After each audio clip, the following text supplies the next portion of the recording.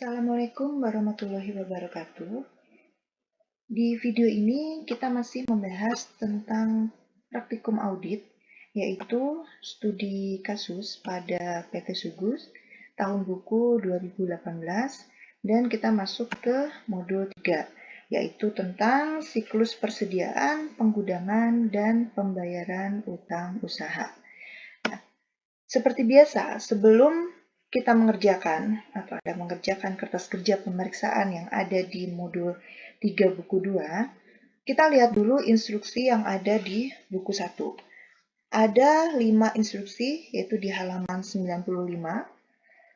Yang pertama adalah pelajari terlebih dahulu Aishuki, persediaan dan pembelian dan utang yang telah dibuat Lita pada buku 1 halaman 78 sampai dengan 87.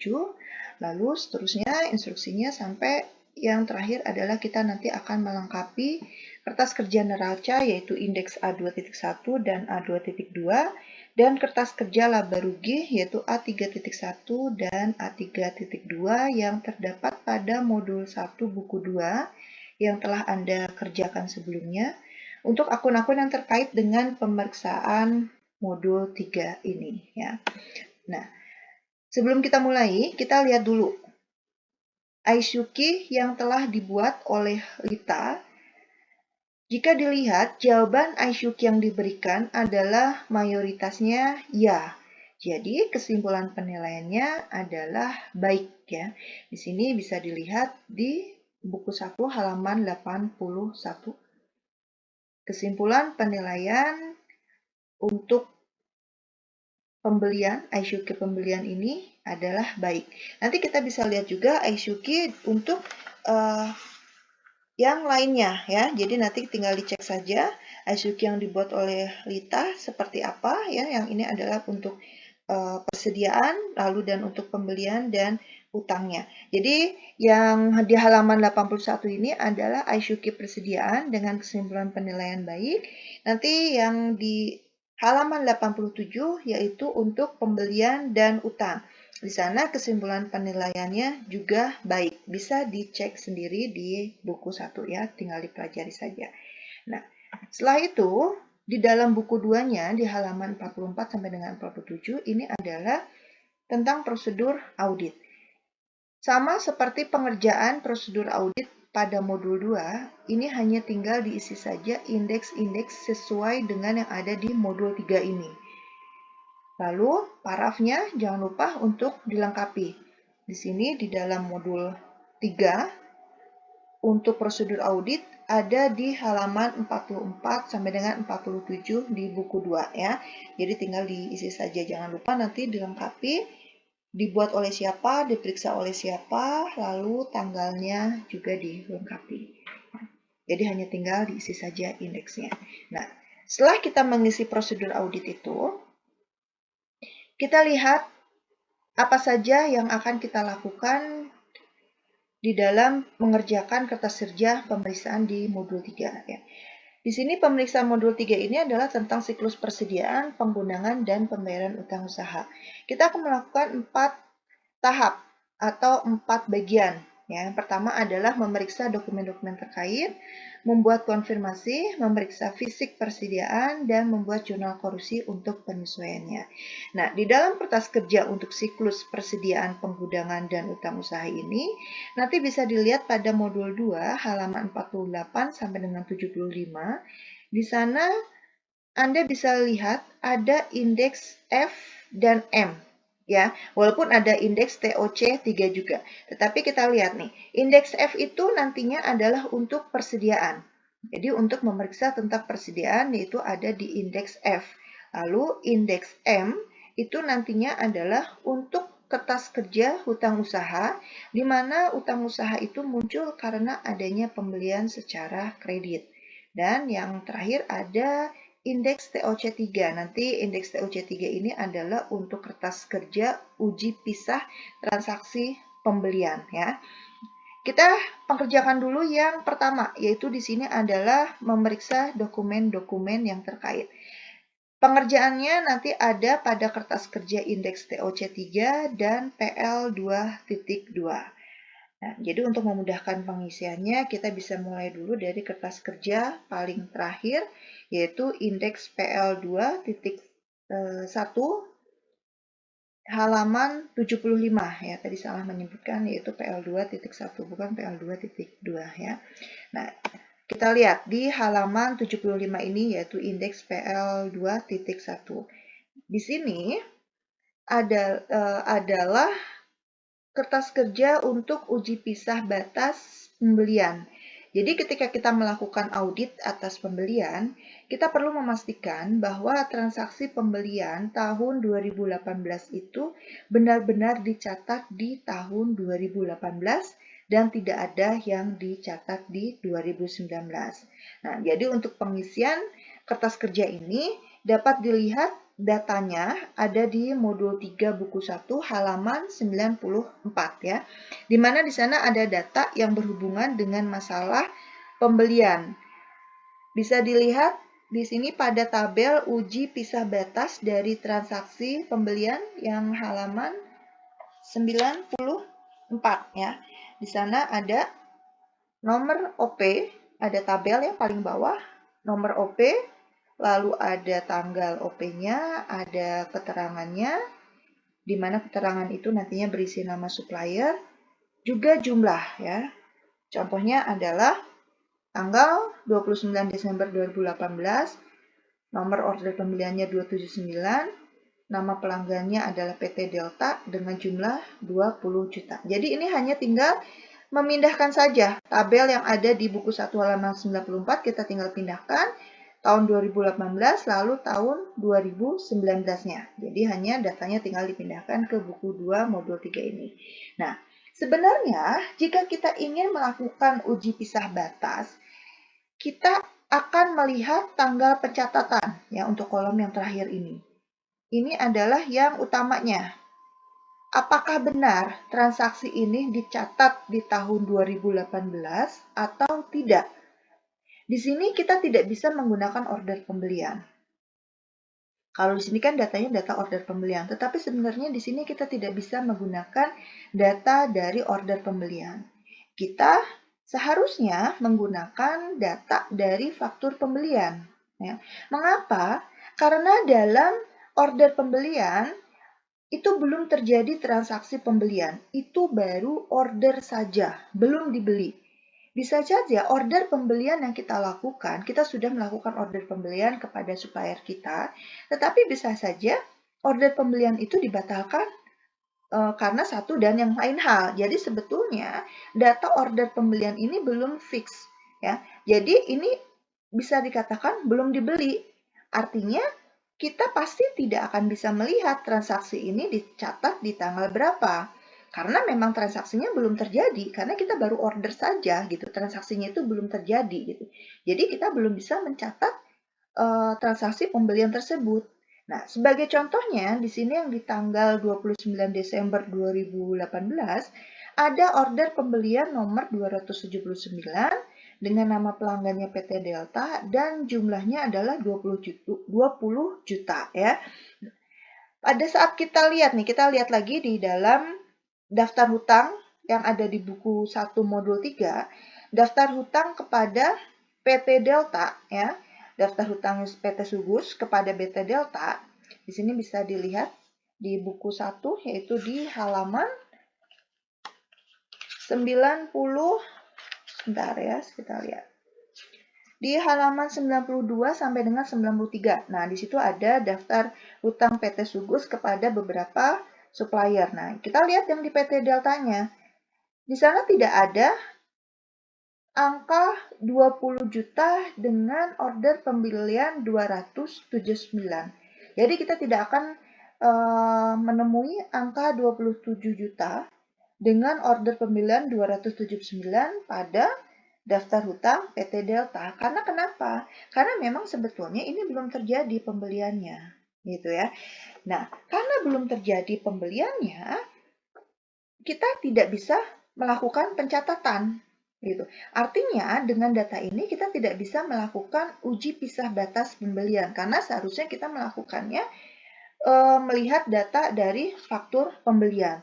Jadi untuk tanggal pencatatan yang ini bisa dikosongkan saja karena memang belum terjadi transaksi di tahun 2018. Nanti di dalam prakteknya, jika kita ingin melakukan uji pisah batas pembelian, maka dokumen yang harus kita gunakan adalah faktur pembelian disertai dengan dokumen-dokumen pendukung lainnya. Ya. Jadi kesimpulannya, ini tidak bisa kita isi dengan dokumen yang ada, jadi bisa dikosongkan saja.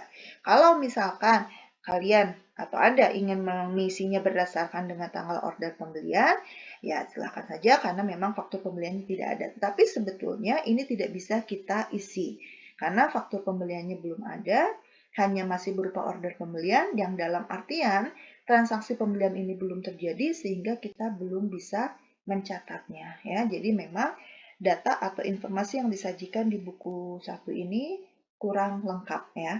Tetapi sebagai informasi atau kalian sebagai pengetahuan untuk kalian nantinya sebagai seorang auditor, pada saat melakukan uji pisah batas pembelian, yaitu lihat di faktur pembelian juga dokumen-dokumen pendukung lainnya ya. Baru kita bisa mengisi tanggal pencatatan ini. Nah, setelah PL 2.1 sebetulnya ada indeks PL.2 ya. Ada PL.2, tetapi ini nanti kita mengisinya atau mengerjakannya setelah kita mengisi yang lain. Kita baru bisa mengerjakan itu setelah kita mengisi yang lain. Jadi, setelah selesai nih mengisi yang PL2.1, kita bisa langsung mengisi yang indeks TOC3 ya. Nah, kertas kerja pemeriksaan indeks TOC3 ini ada di halaman 59 buku 2. Indeks TOC3 ini adalah uji transaksi pembelian dan data yang kita gunakan adalah di buku 1 halaman 99 sampai dengan 101 ya. Di sana ada dokumen order pembelian. Jadi caranya ini hampir sama kalau sudah mengerjakan yang modul 2, itu hampir sama caranya. Di sini kita isi dulu data supplier atau pemasok sesuai dengan data yang ada pada order pembelian halaman 99 sampai dengan 101 tersebut ya. Contohnya di sini ada PT Delta dengan nomor OP-nya 279 tanggal 29 Desember 2018, jumlahnya 20 juta dan seterusnya. Kalau yang tadi yang PL2.1 kita mengisi 2018 dan 2019, tetapi untuk yang TOC3 kita hanya mengisi tahun 2018 saja karena kita memeriksa di tahun buku 2018 ya. Jadi yang kita masukkan di sini hanya tahun 2018 saja. Nah, apakah perhitungan sudah benar atau belum? Itu nanti yang akan kita lakukan dalam uji transaksi ini, yaitu nanti nih di sini ya, di bagian footing ini. Nah, untuk pengisian bukti pendukung dan otorisasi, kembali lagi kita cek dokumen-dokumen di PT Sugus pada buku 1. Bukti pendukungnya apakah ada order pembelian, faktur pembelian, surat jalan, dan yang lain-lainnya. Kalau memang lengkap, kita checklist. Kalau di buku 1, memang di situ hanya ada beberapa saja dokumen, tidak lengkap, tetapi kita anggap lengkap saja ya untuk bukti pendukungnya, kita checklist semuanya. Dan otorisasi ini juga sama, seharusnya kita patokannya adalah ke faktur pembelian ya, bukan ke order pembelian. Karena sekali lagi faktur pembelian tidak ada, kita tidak apa-apa, kita cek saja di order pembeliannya, apakah sudah ditandatangani dengan lengkap oleh pihak yang terkait atau tidak. Kalau sudah, kita checklist lagi keseluruhannya. Ya. Lalu yang untuk footing ini, kita lakukan perhitungan ulang dengan perhitungan yang ada di bawah sini, yang merupakan catatan pemeriksaan. Ya. Nah, di sini, di catatan pemeriksaan ini, kita menghitung apakah perhitungan yang ada di dalam order pembelian itu, yang seharusnya adalah faktur pembelian, betul atau tidak ya.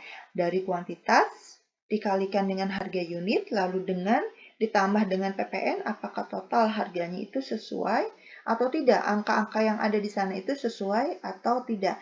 Ini contohnya adalah dengan nomor OP atau PO 279 PT Delta ya. Total harganya di sini adalah 3.850.000, sedangkan yang tercantum adalah 27 juta. Berarti keterangannya tidak sesuai, kita tinggal disilang saja, gitu ya. Lalu selanjutnya kita hitung untuk yang supplier-supplier lainnya juga ya. Ada 6 supplier di sini. Kita hitung ternyata yang sesuai hanya satu, PT Indah. Perhitungannya sesuai sama, berarti di dalam footing kita checklist. Nah, karena ini perhitungannya seharusnya dari faktur pembelian dan dokumennya itu tidak ada, berarti tidak apa-apa, kita cek angka-angka yang ada di sini itu berdasarkan order pembelian, tetapi kita anggap itu berdasarkan dengan faktur pembelian. Jadi nanti pada saat prakteknya ya sebagai auditor kita ceknya ini berdasarkan faktur pembelian, bukan order pembelian. Tetapi kita anggap sajalah untuk pengerjaan ini kita sudah melihatnya berdasarkan faktur pembelian. Nah, di sini juga untuk yang periksa pencatatan ke buku pembelian, kartu persediaan, dan buku besar, kita anggap juga untuk pembelian untuk buku pembelian ini, lalu kartu persediaan dan buku besar sudah ada dan lengkap semua ya. Jadi kita tinggal checklist juga semuanya, jadi kita anggap juga sudah lengkap. Tetapi sekali lagi pada prakteknya, pada saat kita melakukan audit harus benar-benar mengecek ketersediaan semuanya ya. Baik itu bukti pendukungnya kita betul-betul cek apakah sudah lengkap atau belum. Lalu buku pembelian, kartu persediaan, dan buku besarnya. Ini untuk pengerjaan yang berkaitan dengan memeriksa dokumen. Nah, selanjutnya kita akan membuat konfirmasi. Setelah kita memeriksa dokumen-dokumen yang terkait, kita membuat konfirmasi. Konfirmasi di sini adalah konfirmasi hutang ya. Kita akan membuat konfirmasi hutang terlebih dahulu karena memang pembelian ini identik dengan hutang. Karena pembeliannya adalah pembelian kredit ya. Perusahaan pasti selalu mayoritas menggunakan cara kredit dalam melakukan transaksinya ya.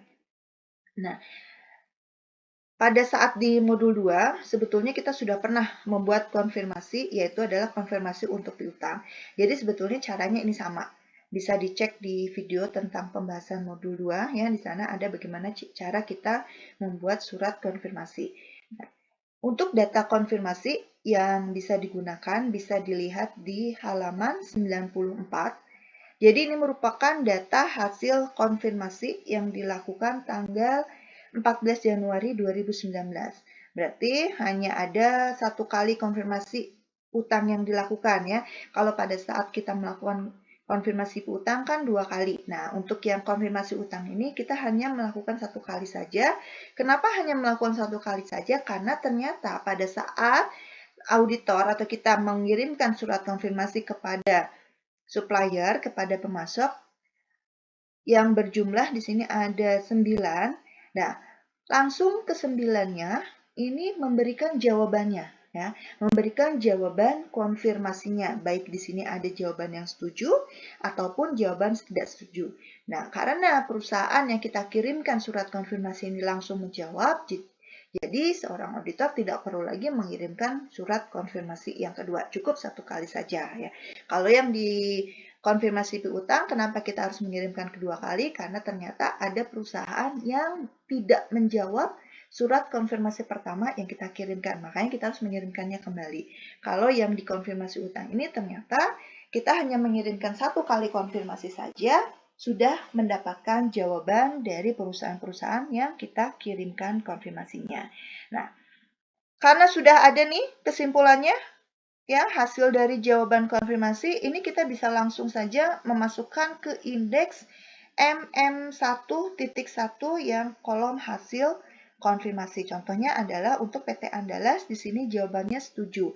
Nah, seperti yang kita ketahui, bahwa kalau jawaban setuju, hasil konfirmasinya adalah CB. Ini kalau Anda lupa, bisa dicek lagi di buku 1 halaman 11, tentang hasil jawaban konfirmasi. Apa itu CB, apa itu RD ya. Kalau CB kita bisa katakan bahwa hasil konfirmasinya adalah cocok atau setuju ya. Pihak yang kita berikan konfirmasi itu setuju dengan angka yang kita konfirmasikan. Kalau RD itu tidak setuju. Ya, dia menjawab tetapi jawabannya angkanya itu tidak sesuai atau tidak cocok dengan yang ada di data mereka. Jadi menjawabnya adalah tidak setuju. Hasil konfirmasinya kita tulis di sini adalah RD ya.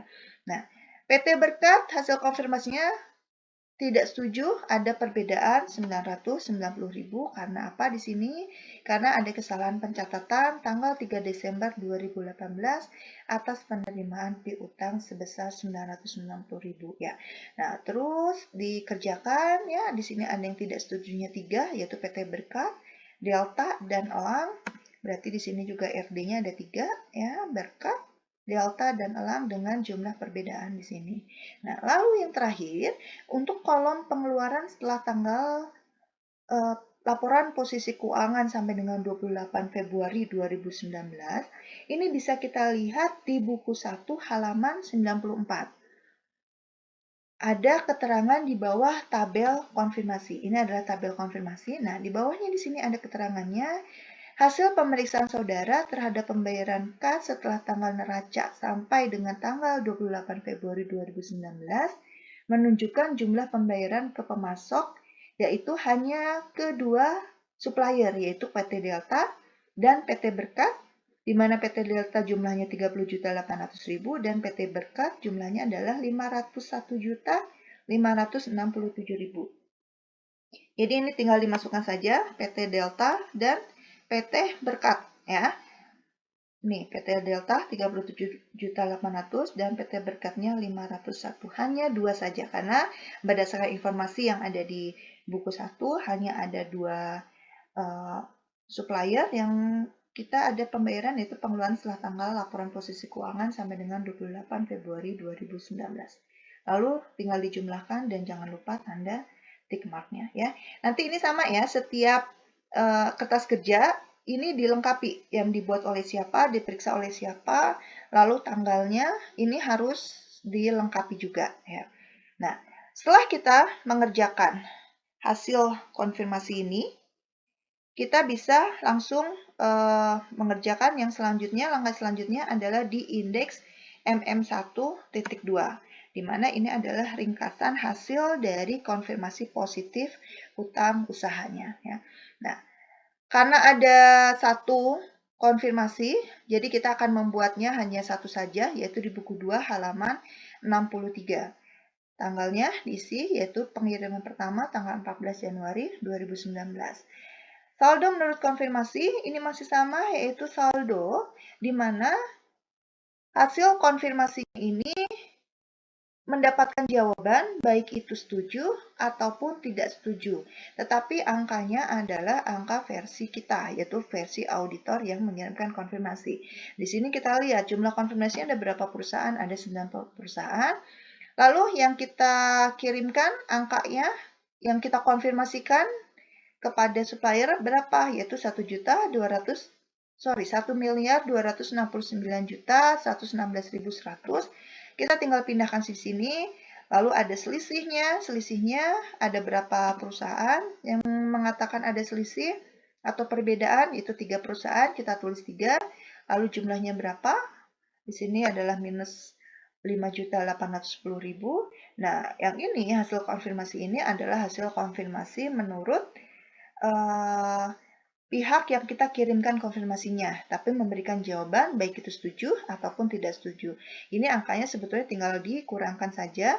Angka yang 1.269.116.100 dikurangi dengan minus 5.810.000 sehingga mendapatkan hasil 1.274.926.000 ya. Lalu kita tinggal hitung persentase tahun berjalan dan persentase tahun lalunya ya. Jadi untuk persentase tahun berjalan, ini hanya tinggal dibagi angka-angka yang ada di sini dibagi dengan total utang usaha tahun 2018. Kalau persentase tahun lalu, angka yang ada di kolom jumlah ini dibagi dengan total utang usaha tahun 2017. Nah, untuk yang kolom kembali melalui pos, sebetulnya ini juga bisa diisi ya.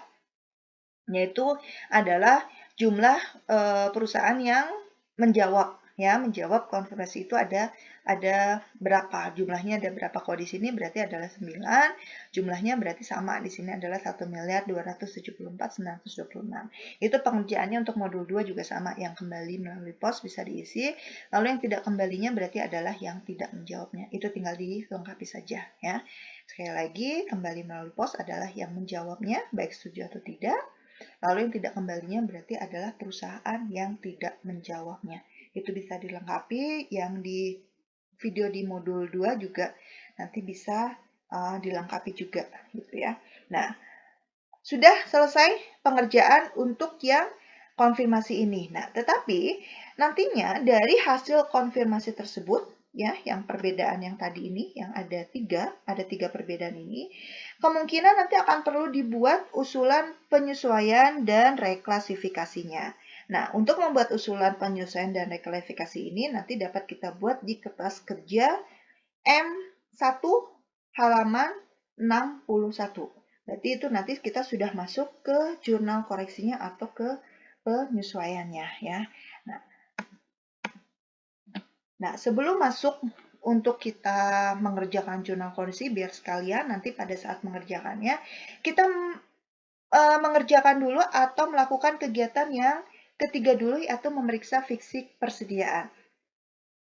Memeriksa fisik persediaan ini pengerjaannya nanti pada kertas kerja indeks FF1 yang informasi penjelasan selisih antara kartu persediaan dan perhitungan fisik bisa dilihat di buku 1 halaman 91 ya. Ini ada keterangannya atau penjelasannya, yaitu yang diberikan penjelasannya ini oleh Bapak Utomo bagian gudang, dan pada saat menemukan selisih dari penghitungan fisik ini ternyata dilakukan penyebabnya itu bersama-sama ya dari Saudara Olivia dan juga Bapak Utomo. Nah, penjelasan selisihnya ada 6 penjelasan selisih ini.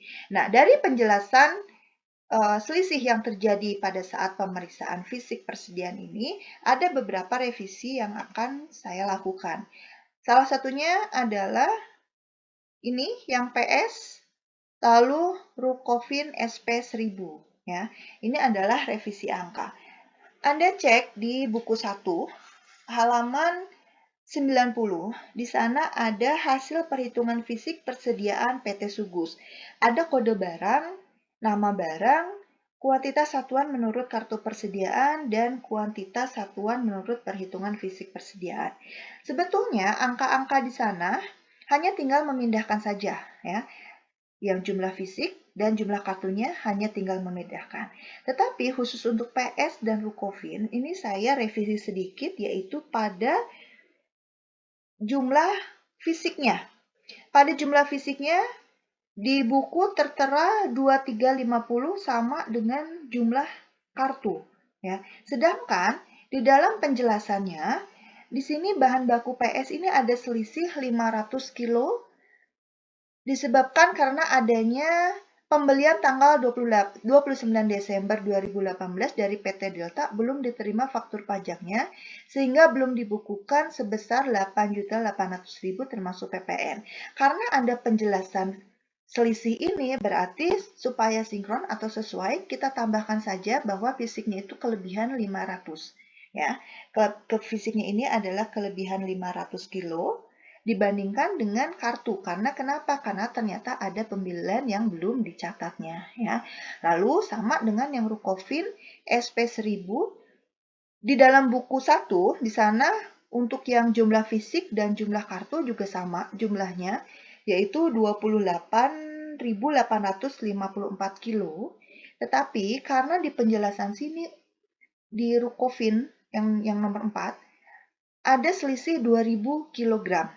Ya, jadi supaya kita sesuai saja dengan penjelasan yang ada di buku 91-nya, jadi kita revisi sedikit angka untuk yang PS, juga untuk yang Rekovin. Jadi yang Rekovin untuk yang fisik menjadi 27.854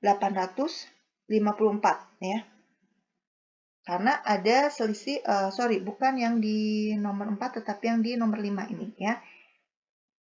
Yang SP1000 ya. Ya, betul. Yang SP1000. Ya, betul ini ya. SP1000 berarti penjelasan selisihnya ada di nomor 5 di sini ya. Karena ada selisih ternyata lebih sedikit 1000. Yang ternyata 1000 itu sudah diberikan sebagai sampel untuk promosi. Berarti fisiknya ternyata lebih sedikit atau ada selisih lebih sedikit 1000 dibandingkan dengan yang ada di catatan kartu persediaan. Jadi ini saja ya selisihnya. Perbedaannya di sini kita tinggal lihat saja sesuai dengan penjelasan yang ada di halaman 91. Seperti contohnya, kita lihat yang nomor 1, bahan baku polivinil selisih sebanyak 90 kg karena bahan baku tersebut dicuri. Berarti kita tinggal lihat juga di sini. Ternyata betul fisik dan kartunya adalah 90 karena dicuri ya. Jadi tinggal dimasukkan saja di sini. Nanti kembali lagi dilengkapi yang dibuat oleh, diperiksa oleh, dan tanggalnya. Ini tinggal masukkan saja angka-angkanya sesuai dengan penjelasan yang ada di halaman 91-nya ya. Jadi sedikit revisi saja untuk persediaan yang bahan baku PS dan persediaan Rukofin SP1000 biar sesuai atau sinkron dengan penjelasan dari Bapak Utomo gudang ya. Dari pada saat sudah dilakukan penghitungan fisik ada selisih dan ternyata penyebab selisihnya adalah ada 5 hal ini, yaitu adalah dicuri, belum dicatat, terendam banjir, konsentrasi, dan belum dicatat di sini ya. Nah, di sini ya, tinggal dimasukkan saja. Oke, setelah mengerjakan indeks kerja yang FF1, baru kita bisa masuk ke jurnal koreksi ya. Yang pertama adalah kita akan membuat penyesuaian atau jurnalnya untuk perbedaan hasil konfirmasi yang tadi sudah kita buat. Itu nanti dikerjakan di indeks M1. Informasinya berdasarkan tabel pada buku 1 halaman 94 ya. Yang ini keterangan di sini kan karena ada 3.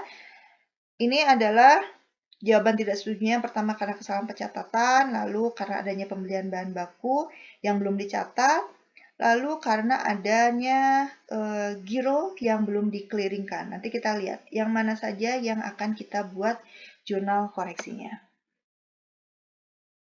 Masuk ke M1 yang kolom catatan pemeriksaan ya. Untuk bagian A ini, silahkan kalian isi keterangannya bisa sesuai dengan apa yang saya contohkan di modul 2 atau bisa menggunakan kata-kata tersendiri. Itu memang sesuai dengan auditor masing-masing saja ya.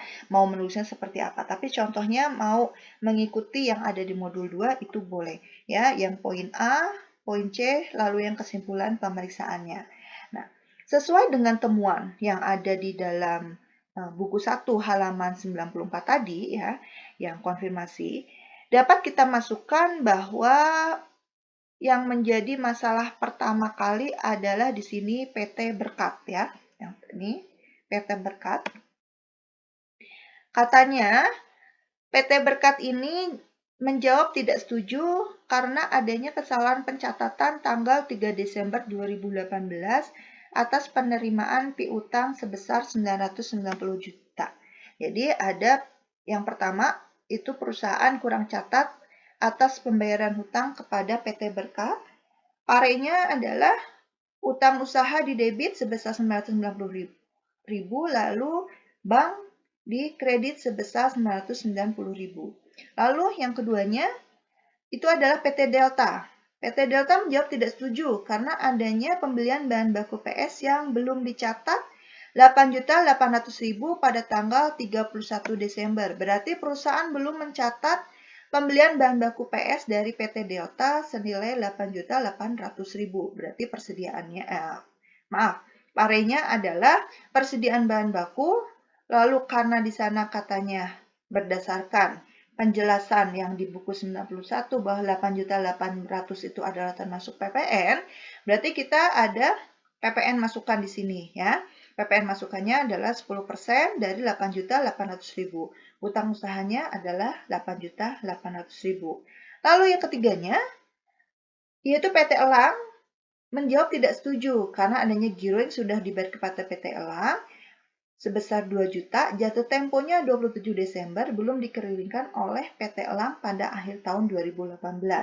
Jadi PT Sugus itu sudah membayarkan hutangnya kepada PT Elang sebesar 2 juta melalui giro ya, pembayarannya itu menggunakan giro, di mana gironya jatuh tempo pada tanggal 27 Desember 2018, tetapi ternyata belum dikeliringkan oleh PT Elang pada akhir tahun 2018-nya. Makanya oleh PT Elang menjawab tidak setuju karena dalam pencatatannya dianggap PT Sugus masih memiliki hutang sebesar 2 juta, padahal PT Sugus sudah membayar menggunakan giro. Ya, nah ada di sini keterangannya bisa kita tulis terdapat selisih hasil konfirmasi dengan PT Elang yang disebabkan giro sudah dibayarkan kepada PT Elang, tetapi sampai dengan tanggal 31 Desember 2018 belum dikeliringkan. Di sini tidak ada parenya atau tidak perlu dilakukan koreksi. Karena kenapa? Karena sebetulnya PT Sugus itu sudah melakukan pembayarannya. Walaupun kalau kita cek di dalam modul 4 di buku 1, di rekening koran, ya, di rekening koran kita cek sampai dengan akhir tahun 2018, itu belum terjadi pengeluaran uang sebesar 2 juta. Ya, sebesar 2 juta kepada PT Elang. Tetapi di dalam buku bank keluarnya atau di dalam pencatatan di buku banknya, kalian bisa cek ya, di halaman bentar saya lihat. Itu di halaman 128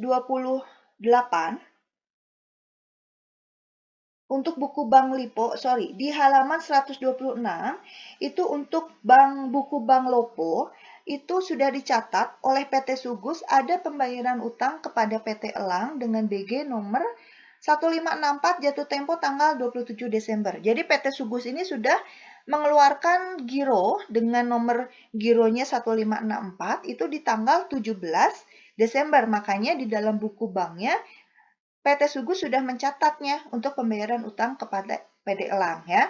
Tetapi memang jatuh tempo giro itu adalah tanggal 27 Desember.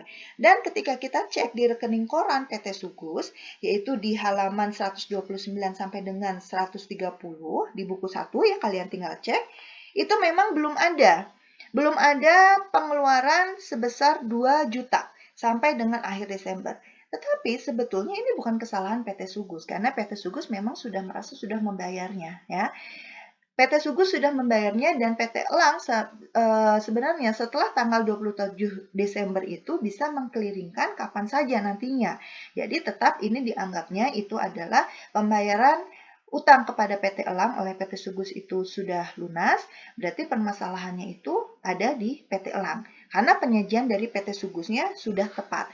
Nanti bagaimana ada selisih nih di rekening korannya kalau memang belum ada pengeluaran atau PT Elangnya belum mengkeliringkan, itu nanti kita bisa melakukan penyesuaian atau rekonsiliasi pada saat di modul 4, yaitu tentang kas dan setara kasnya.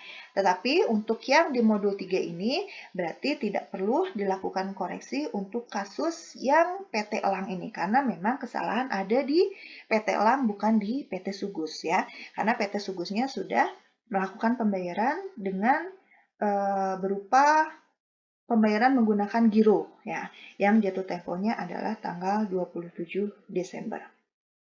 Nah, setelah kita melakukan penyesuaian atau jurnalnya untuk perbedaan dari konfirmasi yang sudah kita lakukan, ini kita bisa langsung memasukkan angka-angkanya ke halaman 60, masih indeks M1 ya. Jadi jurnal yang tadi kita sudah bikin itu adalah untuk yang schedule utang usaha. Kita masukkan dulu ke yang utang usaha. Kita lihat di sini. Utang usaha yang pertama ada di sebelah debit sebesar 990.000. Kita masukkan ke debit 990.000. Lalu ada utang usaha sebesar 8.800.000 di sebelah kredit. Berarti kita tinggal masukkan utang usaha yang 8.800.000 di sebelah kredit, yaitu PT Delta. Nah, sebetulnya untuk memudahkan, karena utang usaha ini banyak, nanti Anda bisa menuliskannya utang usaha dalam kurung adalah PT Berkat. Yang ini ya, untuk yang poin 1. Lalu yang poin 2, utang usahanya untuk PT Delta. Jadi kita bisa lihat ini utang usaha 990.000 ini, utang usaha siapa? Ternyata utang usahanya PT Berkat. Berarti kita masukkan ke kolom yang PT Berkat. Yang tadi 8.800.000 adalah utang usahanya PT Delta. Sebelah kredit kita masukkan ke sebelah kredit. Lalu tinggal dihitung saja per auditnya berapa ya. Jangan lupa tanda tick mark dan lengkapi juga. Ini tinggal dihitung saja ke bawahnya berapa ya. Nah, itu yang pertama. Pada saat kita membuat jurnal koreksi yang pertama ya.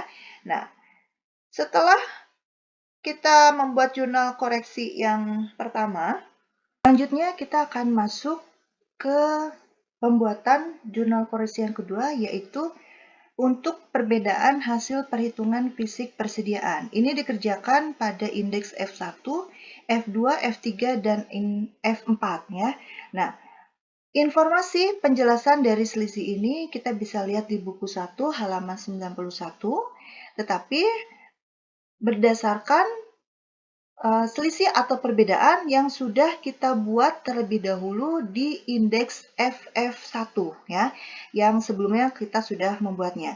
Jadi nanti kita tinggal membuat penyesuaiannya berdasarkan kertas kerja masing-masing. Contohnya yang pertama ini ada bahan baku polivinil, karena dia bahan baku, nanti masuknya adalah ke kertas kerja persediaan bahan baku, yaitu di indeks F3. Tetapi untuk memudahkan kita mengerjakannya dari indeks F4 ke F3, ke F2, ke F1. Kita akan mundur pengerjaannya. Kita mulai ke indeks F4 ini ya. Indeks F4 adalah persediaan bahan penolong. Untuk persediaan bahan penolong sesuai dengan keterangan atau penjelasan di dalam buku 1 halaman 91 ini ada di poin 3, yaitu ada pembahan pembantu karton box. Karena selisihnya ini disebabkan terendam banjir sehingga sudah tidak dapat dipakai. Berarti kita anggap ini adalah barang rusak ya. Barang rusak yang sudah tidak bisa kita pergunakan kembali. Jadi parenya adalah beban lain-lain di debit, lalu kreditnya adalah persediaan bahan penolong biar tidak tertukar nanti kalau misalkan ada penyesuaian yang bahan penolong lainnya, kita bisa tulis persediaan bahan penolong, strip adalah karton boxnya. Nah, 11 juta ini dari mana? Lihat, harga dari persediaan bahan penolong di buku 1 halaman 89 ya. Untuk bahan penolong karton box di buku 1 halaman 89, harganya adalah 1.100, berarti di sini yang rusaknya 10.000 tinggal dikalikan saja 10.000 dikali dengan 1.100 ya. Lalu kita langsung masukkan ke indeks F4 di dalam kolomnya. Tadi adalah karton box sebesar 11 juta ada di kolom kredit ya. Jadi kita tinggal masukkan ke karton box 11 juta. Tinggal dihitung saja lagi ini per auditnya berapa. Jangan lupa tanda tick marknya. Dan yang seterusnya ya, di sini kita akan membuat bahan baku polivinil, bahan baku PS, kita akan buat penyesuaiannya juga. Yang pertama adalah bahan baku polivinil ini disebabkan karena barang tersebut dicuri. Berarti parenya adalah beban lain-lain terhadap persediaan bahan baku sebesar 1.350.000. Ini tinggal dikalikan saja. 90 dikalikan dengan, kita lihat lagi harganya, yaitu 16.000 di halaman 89 buku 1 ya. Jadi tinggal kita kalikan 90 dikali dengan 16.000 ya. Lalu yang selanjutnya ada selisih 500 kilo karena belum dilakukan pencatatan sebesar 500 kilo dengan harga total 8.800.000. Sebetulnya ini kita sudah membuat jurnalnya di M1, tetapi kita bisa membuat lagi di sini. Tetapi ingat, pada saat kita kalau ingin menuliskan kembali double di sini, nanti ketika kita masukkan ke dalam tabelnya, jangan sampai ada double entry ya. Jadi, kalau misalkan takut nantinya ada double entry ke dalam tabelnya, mungkin lebih baik satu saja. Satu kali saja pembuatan jurnalnya, karena ini sama untuk yang poin 2 ini.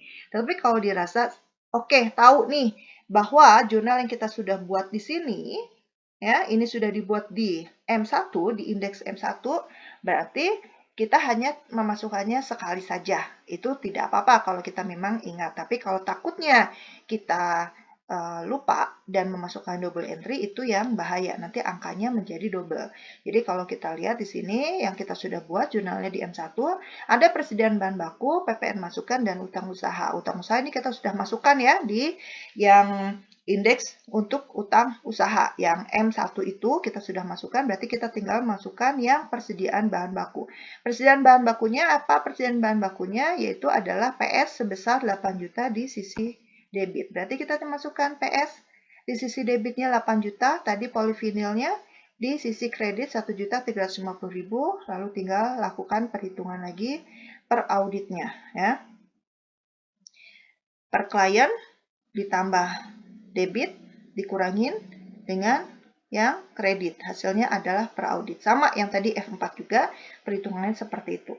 Jangan lupa tanda tick marknya ya. Lalu selanjutnya adalah indeks F2, yaitu persediaan barang dalam proses ya. Berdasarkan penjelasan untuk persediaan barang proses, yaitu ada di poin 6. Bahwa di sana dikatakan berdasarkan hasil pemeriksaan laporan batch produksi 377, ditemukan kekurangan pembebanan upah buruh pabrik yang belum dibayar dari tanggal 26 sampai dengan 29 Desember ya. Jadi terjadi kurang catat upah buruh pabrik untuk batch produksi 377 sebesar 15 juta. Kita buat dulu, jurnalnya adalah tenaga kerja langsung yang kreditnya adalah beban yang masih harus dibayar, lalu kita keluarkan tenaga kerja langsungnya biar nantinya 0 di sananya, dan debitnya adalah persediaan barang dalam proses. Nah, pertanyaannya, kenapa tidak langsung saja persediaan dalam proses terhadap beban yang masih harus dibayar? Kan nanti hasilnya tetap yang akan muncul itu.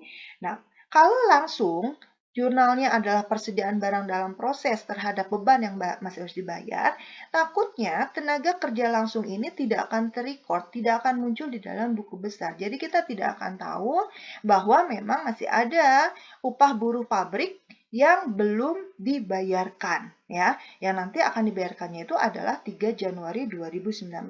Jadi kita buat jurnalnya seperti ini. Nanti ini juga kita akan masukkan ya angka-angkanya.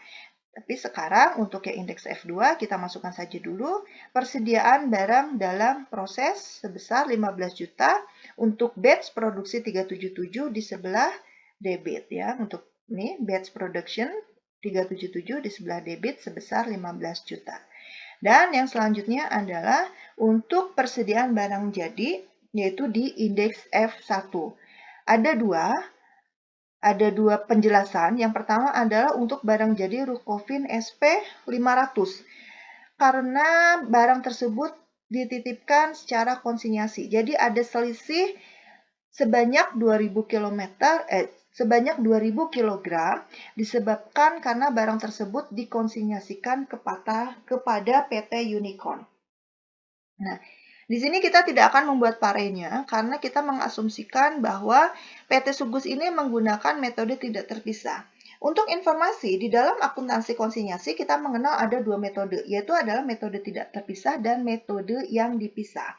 Di mana pada saat kita menggunakan metode tidak terpisah, berarti pencatatan, baik itu persediaan maupun laba atau rugi yang nantinya akan terjadi itu tidak dipisahkan oleh persediaan reguler yang ada.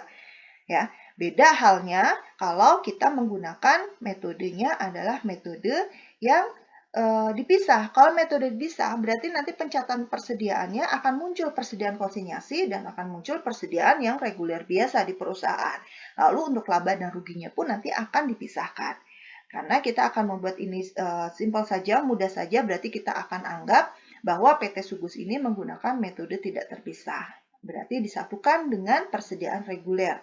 Mau itu konsinyasi, tetap dianggapnya adalah persediaan reguler dari PT Sugus. Karena kita melihat juga ya di dalam akun yang ada dalam PT Sugus ini tidak dipisahkan untuk persediaan konsinyasinya. Jadi dianggapnya ini menggunakan metode yang tidak terpisah sehingga tidak ada parenya. Lalu yang kedua, di sini ada selisih 1000 kg untuk promosi yang belum dilakukan pencatatan. Berarti parenya adalah beban promosi dan persediaan barang jadi. Sebesar 1000 dikali dengan harga satuan untuk Rokofin SP 1000 bisa dicek di buku 1 halaman 90, yaitu sebesar 15.910, berarti tinggal dikalikan saja. Nah, setelah kita melakukan jurnal tadi, sama dengan yang F4, F3, F2, kita tinggal masukkan saja angkanya ke tabel F1 ya, atau di kertas kerja pemeriksaan F1 ini untuk persediaan barang jadi, yaitu 15.910 di sebelah kredit untuk persediaan barang jadi ya. Nah, setelah kita mengerjakan F4, F3, F2, F1, kita akan melanjutkan ke indeks F, di mana ini juga hanya tinggal memasukkan angka-angka dari kertas kerja F1 sama dengan F4 yang sudah kita kerjakan sebelumnya ke dalam kolom-kolom yang ada di indeks F ini ya. Seperti ini, F1 tadi kita lihat kredit 15.910, persediaan barang dalam proses, F2-nya 15 juta di debit, kita cek di sini 15 juta di debit ya, dan seterusnya. Jadi hanya tinggal memindahkan saja, lalu dihitung lagi saldo per auditnya. Jangan lupa lagi tanda tick mark. Nah, setelah selesai yang indeks F-nya, baru kita bisa mengerjakan indeks PL2 ya. Ini terakhir, kertas kerja terakhir yang akan kita kerjakan di modul 3 ini. Indeks PL2 ini juga sama, hanya tinggal memasukkan angka-angka yang sudah kita kerjakan di indeks-indeks sebelumnya, di kertas kerja sebelumnya ya.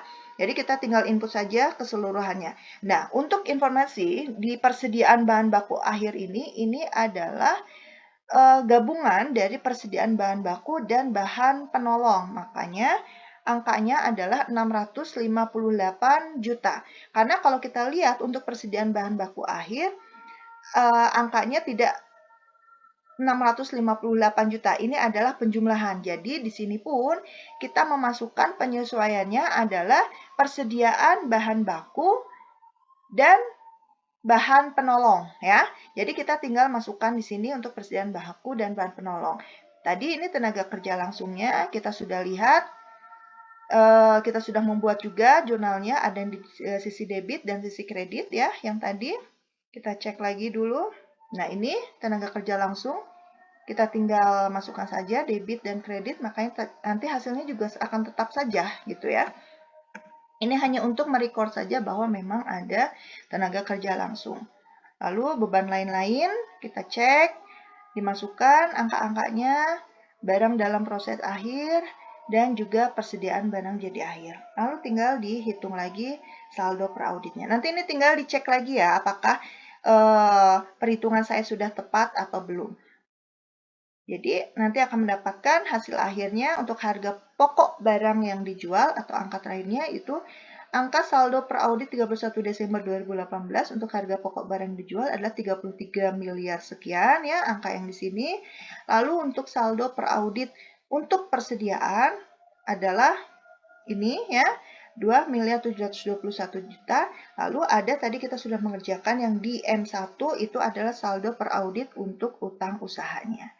Nah, sekian penjelasan dari saya untuk modul 3. Jika ada yang ingin ditanyakan atau memang mengkoreksi apa yang saya sudah sampaikan di video ini, bisa tulis di kolom komentar. Atau memang masih ada yang belum jelas, bisa ditulis di kolom komentar juga. Terima kasih. Semoga bisa diikuti dan dipahami. Assalamualaikum warahmatullahi wabarakatuh.